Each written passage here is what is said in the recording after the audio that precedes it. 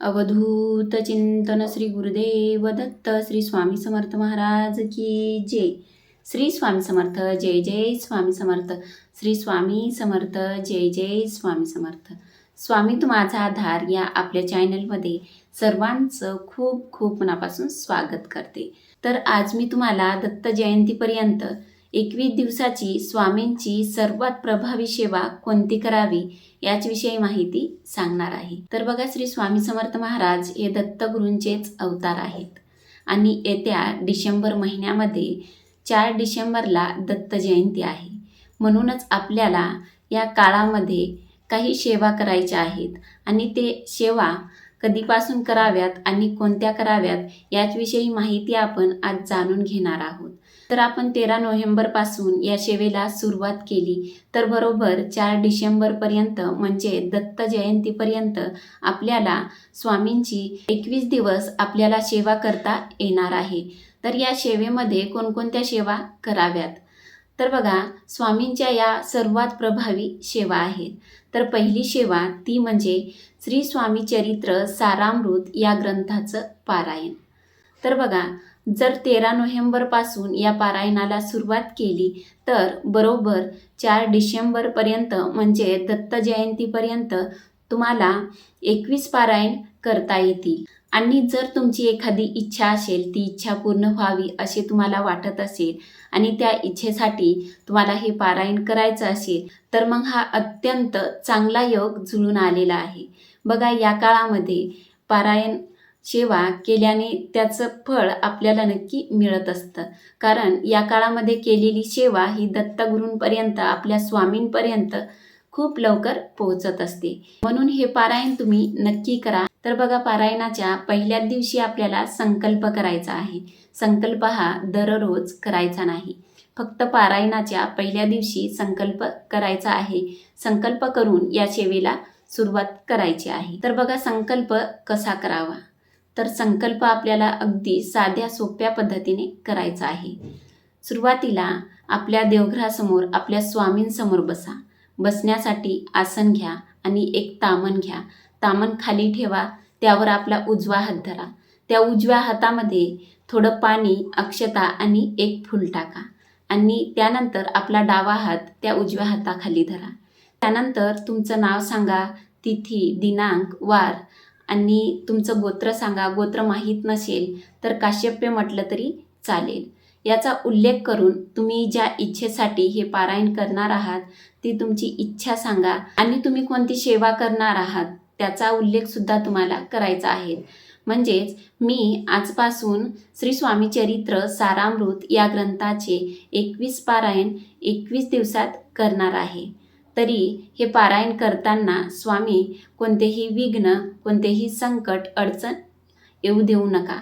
हे पारायण तुम्हीच माझ्याकडून पूर्ण करून घ्या अशी श्री स्वामी समर्थ महाराज यांना प्रार्थना करायची आहे। आणि तुमची इच्छा पूर्ण व्हावी यासाठी सुद्धा तुम्हाला स्वामींना मनापासून प्रार्थना करायची आहे। आणि त्यानंतर ते पाणी त्या तामणामध्ये हळूहळू सोडा आणि नंतर ते पाणी तुम्ही एखाद्या झाडाला टाकू शकता। बघा, पारायणाच्या पहिल्या दिवशी तुम्हाला स्वामींच्या केंद्रात किंवा जवळपासच्या दत्त मंदिरात जाऊन एक नारळ, खडीसाखर आणि एक गुलाबाचे फूल आणि दक्षिणा आणि त्या सर्व वस्तू हातामध्ये घेऊन तुम्हाला स्वामींना सांगायचं आहे की स्वामी, मी या इच्छेसाठी, तुमची जी काही इच्छा आहे ती इच्छा सांगा। त्या इच्छेसाठी तुम्ही कोणती सेवा करणार आहात ते सर्व काही तुम्हाला स्वामींना सांगायचं आहे आणि ती इच्छा पूर्ण व्हावी यासाठी स्वामींना प्रार्थना करायची आहे। आणि स्वामींना हे सुद्धा सांगायचं आहे की स्वामी, ही सेवा तुम्हीच माझ्याकडून करून घ्या। ही सेवा करताना कोणतीही अडचण, विघ्न येऊ देऊ नका। ही सेवा पूर्ण निर्विघ्नपणे पार पडू द्या अशी श्री स्वामी समर्थ महाराज यांना अगदी मनापासून प्रार्थना करायची आहे। आणि त्यानंतर त्या सर्व वस्तू स्वामींना किंवा आपल्या दत्तगुरूंना अर्पण करायच्या आहेत। आणि या सेवा पारायण आपल्याला आपल्या स्वामींसमोर, आपल्या देवघरासमोर बसून करायच्या आहेत। तर बघा, बसण्यासाठी आसन घ्या, अगरबत्ती लावा, दिवा लावा आणि तेथे एक ग्लास भरून पाणी ठेवा। त्यानंतर या सेवेला सुरुवात करा। तर सेवेला सुरुवात करण्याआधी सर्वात आधी श्री स्वामी स्तवन तुम्हाला 1 वेळा पठण करायचं आहे आणि त्यानंतर श्री स्वामी समर्थ या मंत्राची 1 माळ जप तुम्हाला करायचा आहे आणि त्यानंतर श्री स्वामी चरित्र सारामृत या ग्रंथाचं वाचन करायचं आहे। श्री स्वामी चरित्र सारामृत या ग्रंथामध्ये एकूण 21 अध्याय आहेत। तर तुम्हाला दररोज 1 ते 21 अध्याय संपूर्ण या ग्रंथाचं वाचन तुम्हाला करायचं आहे। म्हणजेच एका दिवसात तुम्हाला 21 अध्याय वाचन करायचे आहेत। म्हणजे तुमचं एका दिवसात 1 पारायण पूर्ण होईल आणि 21 दिवसात तुमचे 21 पारायण पूर्ण होतील।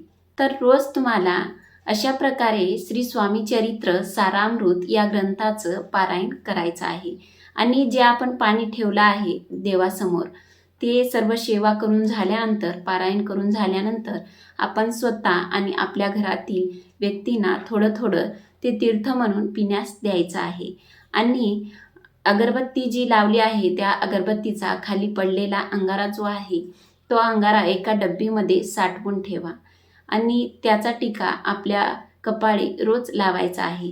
आपल्या मुलांना, आपल्या घरातील सर्व व्यक्तीने त्या अंगाऱ्याचा टिका आपल्या कपाळी लावायचा आहे आणि या सर्व सेवा करून झाल्यानंतर, ग्रंथ वाचन झाल्यानंतर स्वामींची आरती करा, स्वामींना नैवेद्य दाखवा। जो आपण घरामध्ये स्वयंपाक बनवतो त्याचाच नैवेद्य आपल्याला स्वामींना दाखवायचा आहे आणि स्वामींना त्रिवार मुजरा नक्की करा। आणि जर तुम्हाला श्री स्वामी चरित्र सारामृत या ग्रंथाचं वाचन करणे शक्य नसेल, वेळ मिळत नसेल किंवा काही अडचणीमुळे तुम्ही या ग्रंथाचं पारायण करू शकत नसाल, तर मग तुम्ही स्वामी समर्थांच्या तारक मंत्राचं अनुष्ठान करू शकता। तर हे अनुष्ठान करताना संकल्प करून तुम्हाला तारक मंत्राचं अनुष्ठान करायचं आहे। बघा, आपण तारक मंत्र दररोज 11 वेळा म्हणत असतो।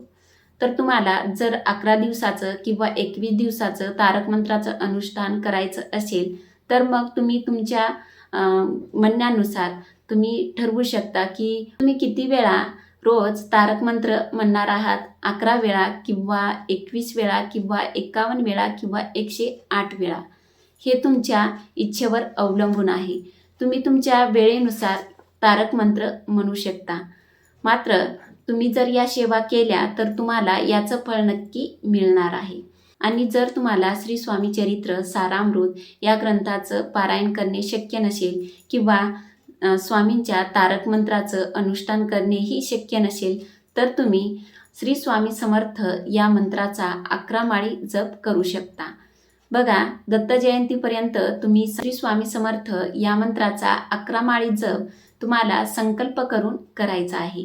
म्हणजेच आधी संकल्प करायचा आहे आणि त्यानंतर या सेवेला सुरुवात करायची आहे। जर तुमची एखादी इच्छा असेल आणि त्या इच्छेसाठी तुम्हाला ही सेवा करायची असेल तर तुम्ही ही सेवा करू शकता। तर श्री स्वामी समर्थ या मंत्राचा 11 माळी जप मी करणारच असा संकल्प तुम्हाला करायचा आहे।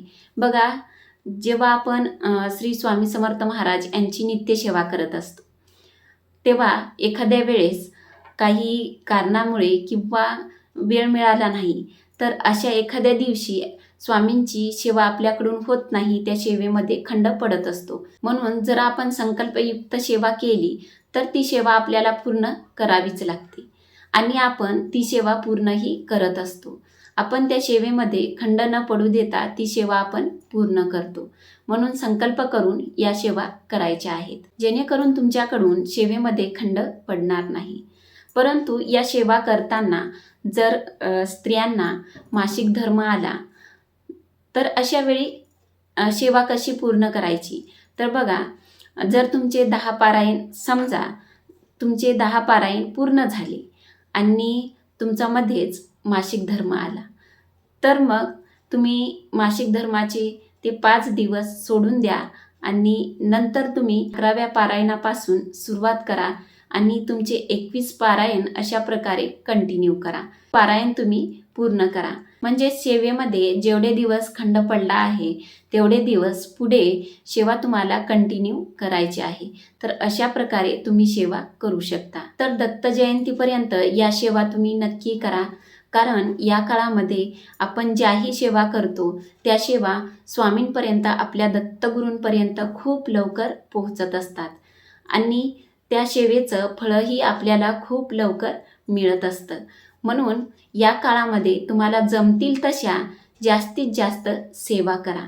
तर या काळामध्ये स्वामींच्या या सर्वात प्रभावी सेवा तुम्ही नक्की करा. कारण स्वामी हे दत्तगुरूंचेच अवतार आहेत. म्हणून आपण स्वामींची सेवा केली तरीही ती दत्तगुरूंपर्यंत पोहोचत असते. तर दत्त जयंतीपर्यंत तुम्ही या सेवा नक्की करा. तुम्हाला याचे अनुभव खूप चांगले येतील. तर तुमचे काही प्रश्न असतील तर नक्की कमेंट करून सांगा आणि या आपल्या व्हिडिओला नक्की लाईक करा. आणि स्वामी तू माझा आधार या आपल्या चॅनलवर जर तुम्ही नवीन असाल तर असेच नवनवीन व्हिडिओ बघण्यासाठी स्वामी तू माझा आधार या आपल्या चॅनलला सबस्क्राईब नक्की करा. तर भेटूया अशाच एका नवीन विषयावर पुढच्या व्हिडिओमध्ये. धन्यवाद. श्री स्वामी समर्थ. जय जय स्वामी समर्थ. श्री स्वामी समर्थ. जय जय स्वामी समर्थ.